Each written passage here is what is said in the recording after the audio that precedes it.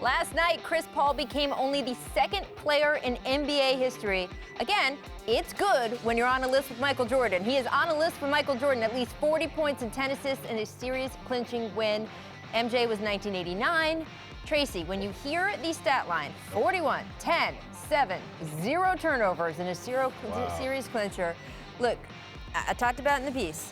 CP has had exceptionally good games in the playoffs, like top 10 of all time, his efficiency numbers, and yet 2 turnovers in the last 18 seconds, that 3-1 choke against the Rockets. So he personally has fought that narrative. He's not very good in the playoffs. Has he done enough to silence those critics? No, CP is a Hall of Famer. I mean, I just think for him, getting to the Western Conference is not the goal.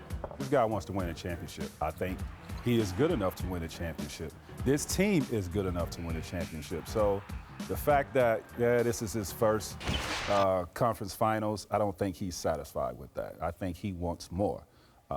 It's not his fault in the past. I mean, a guy 6'2", a point guard, that's really not a scoring point guard, could only do so much for his ball club. Right. He completely changed the face of the Clippers. You see what the Clippers are now.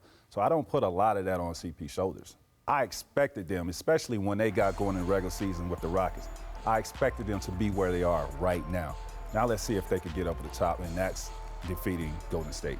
And I think they proved this throughout the regular season, and I think CP3 should have silenced the critics at that time. I mean, they've had a great regular season. They proved it throughout the playoffs now. So it's great to see those two players be able to complement one another. And I myself, I didn't think that this would fit when these two guys first joined forces. I felt like that it was just too different of styles of play, but I think they've done a great job of complementing one another, and the leadership that CP3 brings that James Harden wasn't able to bring to this team. You can just see a huge difference, and they play with a sense of urgency in most games. Even last night you saw where, the momentum was able to swing a little bit, but having a guy like Chris Paul, his leadership, his poise, you just see the difference where this team is now than where they were a year ago. This is what James really needed.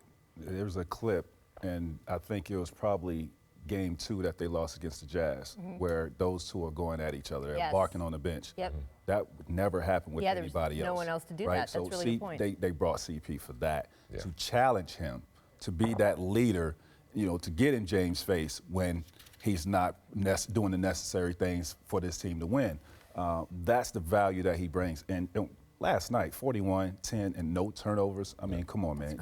James Harden was the 3rd leading scorer on the team last night. Yeah, and James was not having one of his best games. And it took a game like what CP3 brought out to really win that series last night. I just hope, look, if they do lose to the Warriors in this conference finals, there's no shame in that. No. This is one of the best teams of all time. So I hope that just getting there and the way he has sort of acquitted himself through these playoffs will help people understand this narrative that CP isn't good in the playoffs. It's just not true.